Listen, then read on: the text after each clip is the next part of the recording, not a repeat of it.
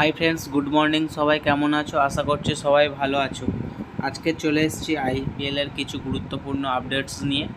তো চলুন ভিডিওটি শুরু করা যাক। ভিডিওর প্রথমে বলে রাখি, আমার চ্যানেলে যারা নতুন এসেছেন চ্যানেলটিকে সাবস্ক্রাইব করে নেবেন এবং ভিডিওতে লাইক কমেন্ট শেয়ার করতে ভুলবেন না। পাশে থাকা বেল বাটনটিকে অল করে রাখবেন। তো চলুন ভিডিওর মূল টপিকে আসা যাক। তো বন্ধুরা, এখন আইপিএলে একটাই নাম চলছে, ফিল সল্ট। যে প্লেয়ারটা প্রতি ম্যাচে প্রায় 200 স্ট্রাইক রেটে ব্যাট করে যাচ্ছে। আমরা জানি ফিল সল্ট টি-20 র্যাঙ্কে 2-এ আছেন, তাও সেই ফর্ম ধরে রাখাও একটা অবিশ্বাস্য ব্যাপার। তো সত্যি ফিল সল্ট তার খেলা দেখিয়ে যাচ্ছে, প্রতি ম্যাচে প্রায় 200 স্ট্রাইক রেটে ব্যাট করে যাচ্ছে প্লেয়ারটা। 6-4-এ বন্যা ভাসাচ্ছে। আজ একার হাতে কলকাতা ম্যাচটাকে জিতিয়েছে। তো কলকাতার হয়ে দারুণ বল করেছে বরুণ চক্রবর্তী এবং সুনীল নারিন। আমি তো অবাক হয়ে যাচ্ছি, এই বোলিং লাইন নিয়ে কিভাবে পাঞ্জাবের সাথে 262 রান তারা আটকাতে পারলো না।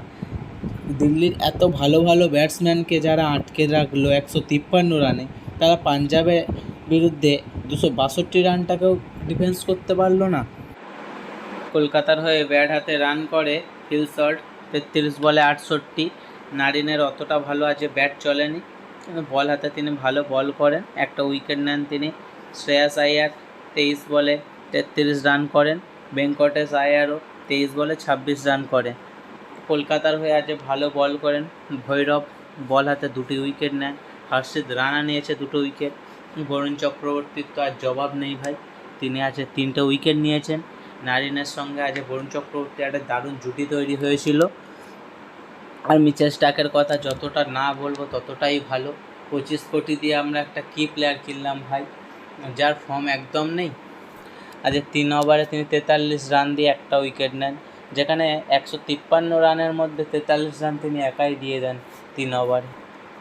তো দিল্লির হয়ে আজকের ভালো ব্যাট করে দেন কুলদীপ, যেখানে রান করে 26 বলে 35 রান। বল হাতে না কার্যকরী হলেও ব্যাট হাতে আজ কুলদীপ কার্যকরী ছিল।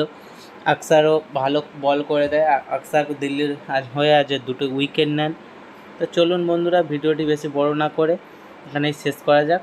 দেখা হচ্ছে পরের ভিডিওতে। তো চলুন, নমস্কার, এইটুকু।